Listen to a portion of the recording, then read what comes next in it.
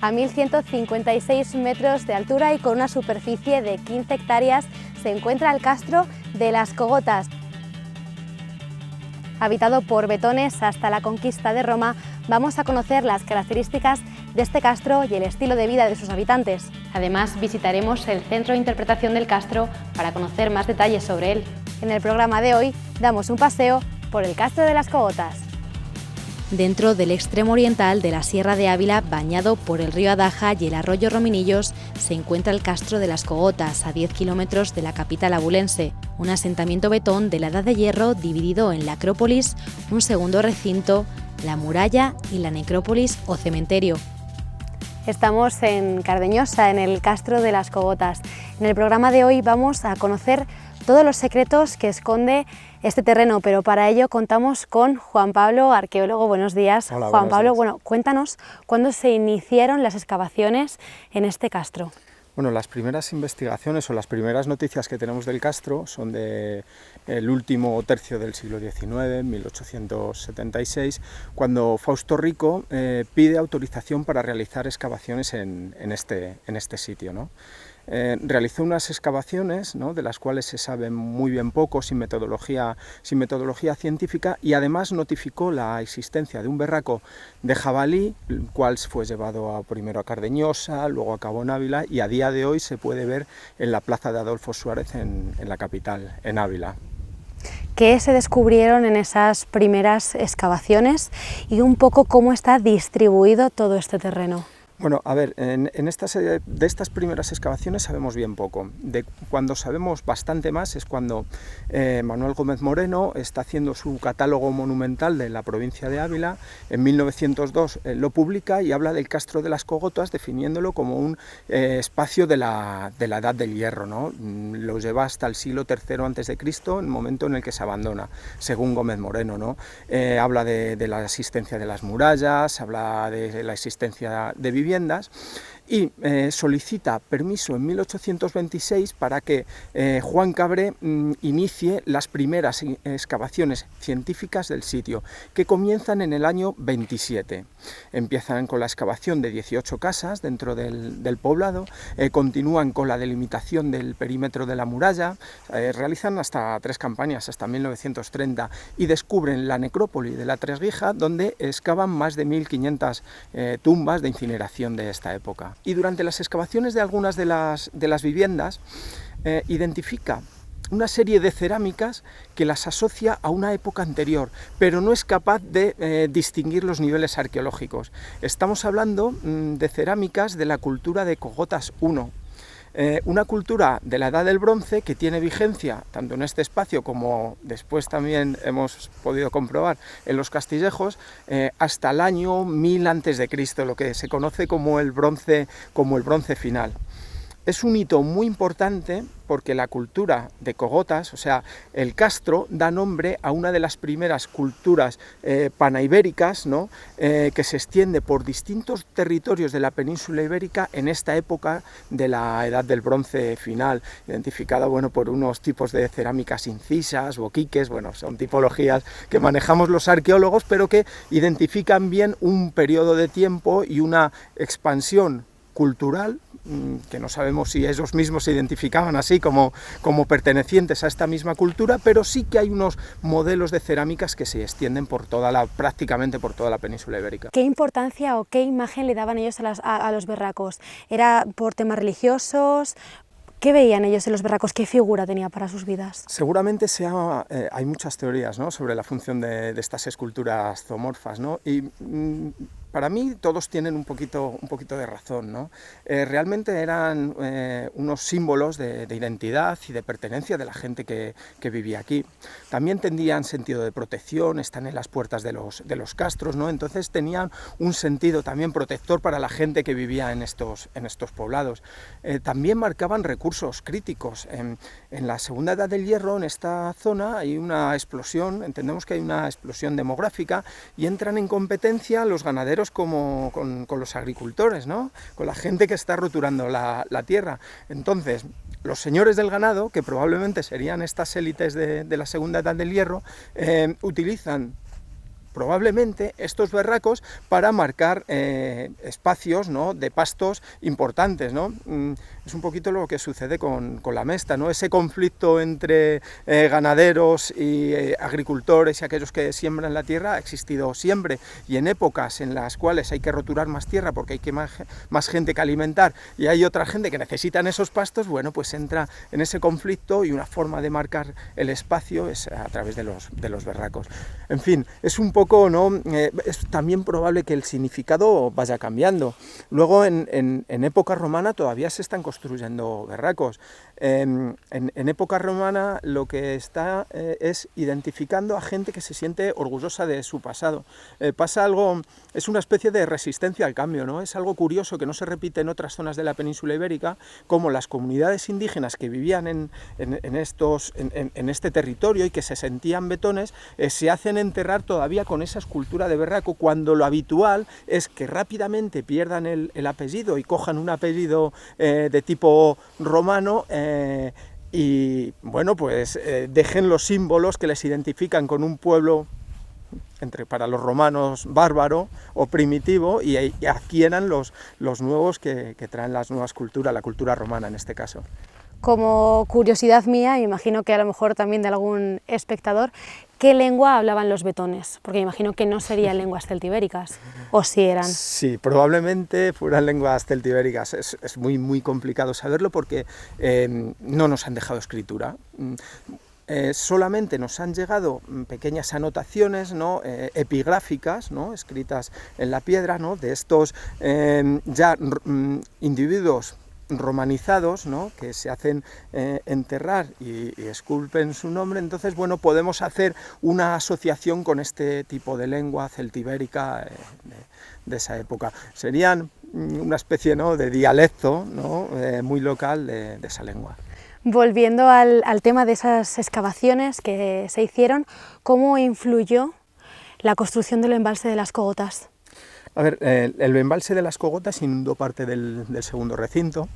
En el año 85 vinieron unos compañeros de la Universidad Complutense, dirigidos por Gonzalo Ruiz Zapatero, y excavaron un alfar, ¿no? Bueno, entonces se hicieron estas excavaciones de urgencia para intentar determinar lo que pasaba en este segundo recinto del poblado, y ver que los poblados, ¿no?, estos ópidas, se dividían en distintos espacios, unos más adecuados para las viviendas, como podría ser la Acrópolis, y otras zonas, ¿no?, de producción. Además se detectó este alfar que nos estaba indicando una producción a torno y semi-industrial en este periodo. Ya se intuía, ¿no?, en el registro arqueológico, ¿no?, y la existencia de un alfar preindustrial o semi-industrial con elaboraciones en serie. Bueno, pues nos hablan de un avance tecnológico relativamente importante.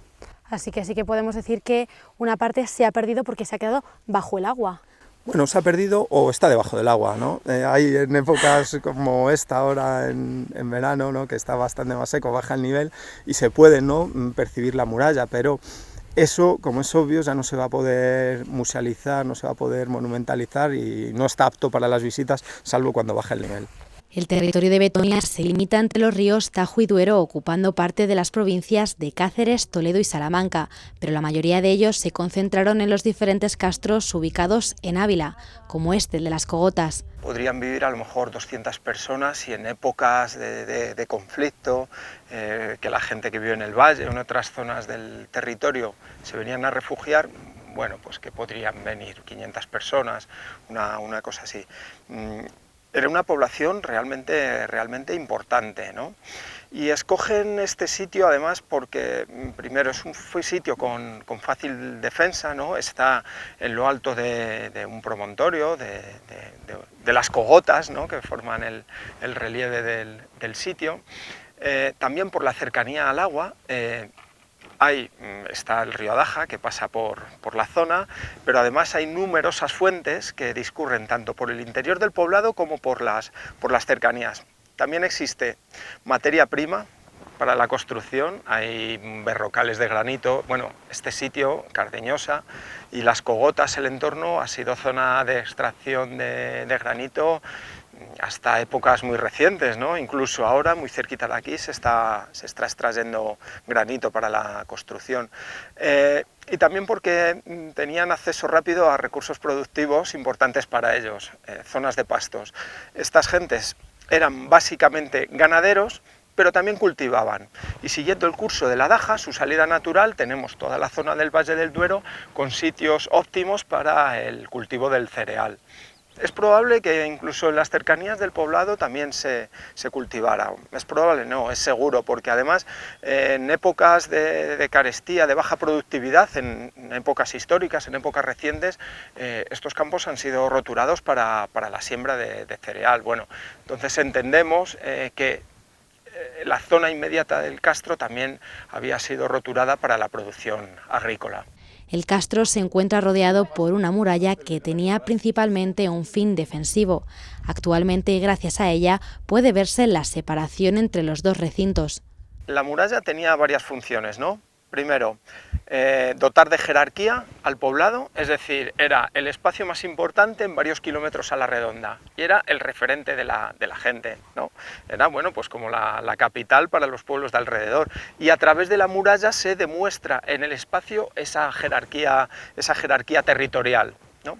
Pero además sabemos que estas gentes tuvieron conflictos, primero con cartagineses en el siglo III a.C. Y luego con Roma. Los bretones participaron en las guerras sertorianas, en las guerras civiles que durante la República Romana hubo, y luego ya fue con la llegada de Julio César cuando obligan a las gentes del territorio, de estos poblados, a abandonarlos y bajarse a los valles.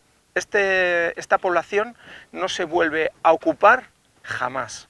Ahora, hoy en día, los últimos que estuvieron aquí viviendo fueron estos bretones, y en torno al siglo II, según algunos, y siglo I a.C., este poblado es abandonado.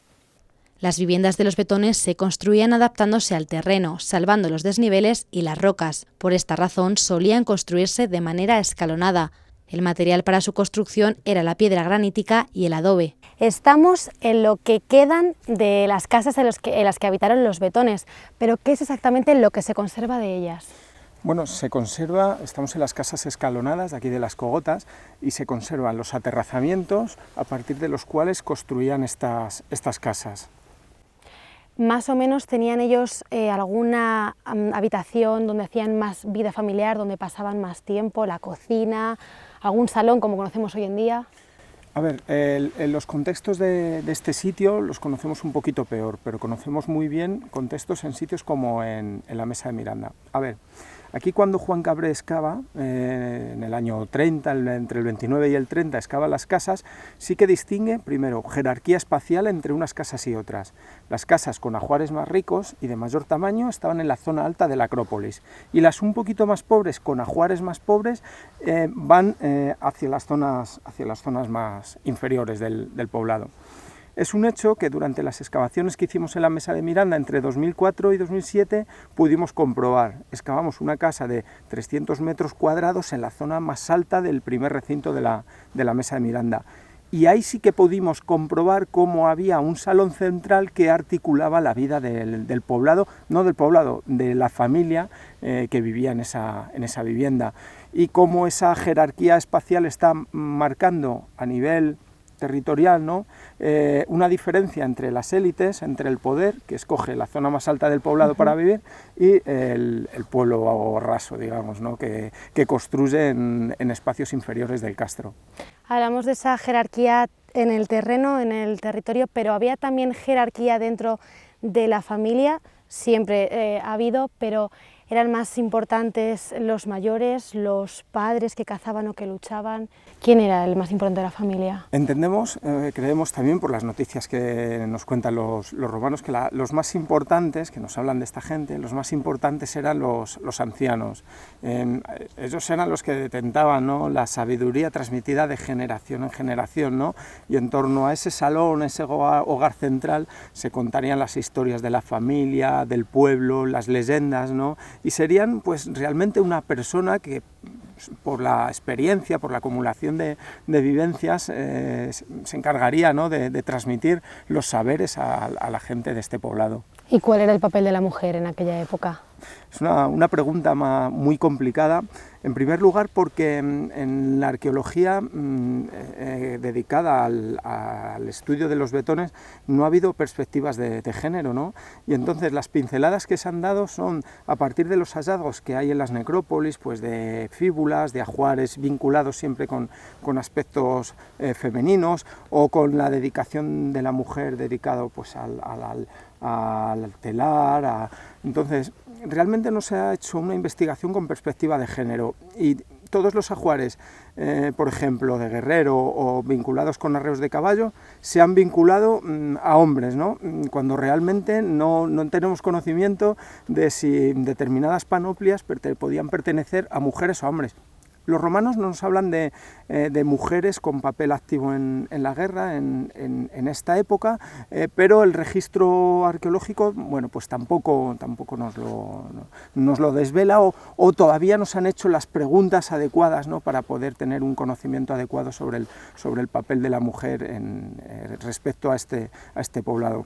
Insisto, falta una perspectiva de género que se ocupe sobre estos aspectos, ¿no?, que hagan las preguntas adecuadas al registro arqueológico para intentar desvelar cuál era el papel de la mujer en esta época y en esta cultura, sin caer en los tópicos de siempre que vinculan las pesas de telar a tareas femeninas, la cocina o el alfar, y no otras actividades como pudiera ser el cuidado del ganado o incluso la guerra. ¿Cuál era la vida de ultratumba? ¿Se realizaban ritos? ¿Cómo se enterraban a los betones? Bueno, los betones, lo que conocemos es que incineraban a sus muertos y les hacían enterrar en necrópolis, ¿no? En necrópolis, donde cogían los despojos y las cenizas del individuo, las depositaban en una urna, y dependiendo su rango social o alguna característica particular, le adjuntaban un ajuar, ¿no? Siempre se ha dicho que si era de la élite guerrera, ¿no?, pues se le hacía enterrar con bien arreos de caballo, puñales, espadas, lanzas. Incluso algunos de estos elementos se atrofiaban para que nadie los expoliara y fueran reutilizados, ¿no? Está marcando la importancia de este personaje, ¿no?, a través del trance, ¿no?, a la muerte. También sabemos a través de fuentes históricas que algunos personajes importantes exponían su cuerpo a los buitres, ¿no? Los buitres era considerado como un animal sagrado que estaba en contacto directo, ¿no?, con las divinidades celestes, ¿no? Entonces, a través del consumo de la carne de este individuo, el buitre rápidamente ascendía el alma de esta persona importante. Y en el caso de los que se incineraban, luego se enterraban en el suelo, ¿se hacía algún tipo de marca o de seña para saber quién era, como ahora hacemos en los cementerios? Bueno, en los cementerios, por ejemplo, aquí en la Trasguija hay un montón de estelas que están marcando distintos enterramientos, ¿vale? Es complicado determinar, porque claro, no hay inscripciones escritas si lo que están marcando son linajes familiares, si están marcando a individuos concretos, ¿no? En la mesa de Miranda, por ejemplo, hay también estructuras tumulares, hasta 6, ¿no?, que parecen marcar diferencias entre distintos grupos dentro de la población, distintas familias. Realmente es complicado determinar con precisión si estas marcas, estas estelas, por ejemplo, en las Trasguijas, marcan personajes importantes, clanes familiares, o qué es lo que realmente nos están indicando. Están indicando el espacio funerario, de eso no cabe duda, ¿no?, pero con precisión no lo podemos saber. ¿Todos los ritos funerarios eran iguales en todos los castros o había alguna peculiaridad de un castro a otro? Bueno, lo que sabemos de todos los castros, lo que hemos podido comprobar es que los difuntos se incineraban, en algunos casos metían las cenizas en urnas y se hacían enterrar. Hay algunas diferencias, ¿no?, como estas estructuras tumulares que hemos encontrado en la mesa de Miranda, también se han encontrado estructuras tumulares en Ulaca, ¿no?, y esa cantidad de piedras hincadas, ¿no?, que hay en el caso de la Trasguija, aquí en las cogotas. Nos está marcando diferentes identidades, ¿no?, muy locales, ¿no?, entre unas poblaciones que realmente estaban cerca y que tenían vínculo identitario y probablemente alianzas entre ellos, alianzas comerciales, alianzas guerreras incluso, ¿no? para luchar contra peligros externos. ¿Y qué vida le daban ellos o qué importancia le daban ellos a los dioses y a los druidas? A ver, los dioses serían muy importantes, ¿no? Todas las explicaciones, ¿no? Que a día de hoy no son sencillas, ¿no? A nivel científico, antes todo tenía una explicación mágico-religiosa. El papel de estos sacerdotes, ¿no? Debía ser un papel importante dentro del poblado. Aquí en el Castro de las Cogotas no hemos identificado espacios sagrados, ¿no? Que nos permitan hablar de una actividad en un espacio concreto. Sin embargo, tanto en la Mesa de Miranda como en Ulaca hemos encontrado santuarios vinculados con las posiciones astronómicas de las estrellas y probablemente también astrológicas, ¿no? Con cuestiones de adivinación, etcétera, ¿no? Para las poblaciones que nos hablan de una casta sacerdotal que tenía un papel importante dentro de la comunidad, marcaba las festividades, marcaba la época de la recogida de la cosecha, probablemente también pues la transhumancia, controlaban el calendario y los fenómenos astronómicos que tenían lugar durante la vida de los individuos que vivían en este poblado. Es probable que estos sacerdotes o sacerdotisas tuvieran un papel muy relevante, que fueran personas de prestigio social, bueno, pues un poco como el caso de los druidas en la zona gala. Por lo que decías, no hay altares de culto en este castro, pero sí, como puede ser en el de Ulaca. ¿Eso quiere decir que existía alguna jerarquía entre castros? Podría existir una jerarquía entre castros, podría existir. El Castro de Ulaca se identifica como un espacio santuario y debía ser un espacio muy relevante e importante para la cultura a nivel panabetónico, es decir, de todos los que se consideraban a sí mismos betones o si se sentían identificados. Es probable que ese espacio fuera un santuario y en determinadas épocas del año las gentes que vivían en sitios como este, como las Cogotas, la Mesa de Miranda o por el Valle, fueran al sitio de Ulaca a determinados rituales. Entonces, había una jerarquía a nivel sagrado, pero también a nivel espacial. El Castro de Ulaca es mucho más grande, ¿no? Entonces, bueno, es difícil saber porque realmente a nivel arqueológico lo que sabemos, por ejemplo, de Ulaca es más bien poco. De las Cogotas, bueno, tenemos las excavaciones que hizo Cabré, pero también sería interesante investigar, ¿no? En épocas más recientes, y en la Mesa de Miranda solo conocemos contextos muy concretos, como el de la Casa C o las casas que excavaron Antonio Molinero y Juan Cabré en los años 30, años 40, ¿no? Entonces, lo que hay por saber sobre esta gente, sobre la articulación y la jerarquía entre castros, todavía es muchísimo. Podemos intuirlo, ¿no? A partir de lo que tenemos, pero hay mucho por investigar. ¿Cómo era la vida de los betones? ¿Cuál era un poco su día a día? Su día a día, bueno, pues hay que pensar en esta gente como era la vida en nuestros pueblos hace 50 años, ¿no? Una dedicación, un trabajo de sol a sol, ¿no? El ciclo vital lo marca la salida y la puesta del sol, ¿no? Trabajar la tierra, cuidar el ganado. Algunos es verdad que se dedicaban, ¿no? a actividades artesanas, ¿no? A la forja del hierro. Eran muy buenos forjadores, o sea, fueron capaces de desarrollar una tecnología que era capaz de esculpir el granito, ¿no? O sea, la aleación de acero que consiguieron era con unos resultados, como podemos comprobar, realmente óptimos, ¿no? Había artesanos dedicados a la alfarería, había gentes dedicadas a diferentes... O sea, hay una complejidad social bastante alta y un modo de vida muy similares a épocas preindustriales, por así decirlo. A nivel de herramientas, las herramientas de un cantero de hace 40-50 años son las mismas de un cantero de la edad del hierro. Los alfares tampoco serían muy diferentes, ¿no? A ver, es obvio que a partir de la revolución industrial, etcétera, bueno, pues hay una serie de cambios en materiales y demás, pero en el rural de esta época, ¿no? o cómo funcionaban estos pueblos no era muy diferente a cómo ha funcionado el rural hasta hace bien poquito. De hecho, bueno, pues las dedicaciones ganadera, agrícola, han permanecido desde entonces hasta nuestros días.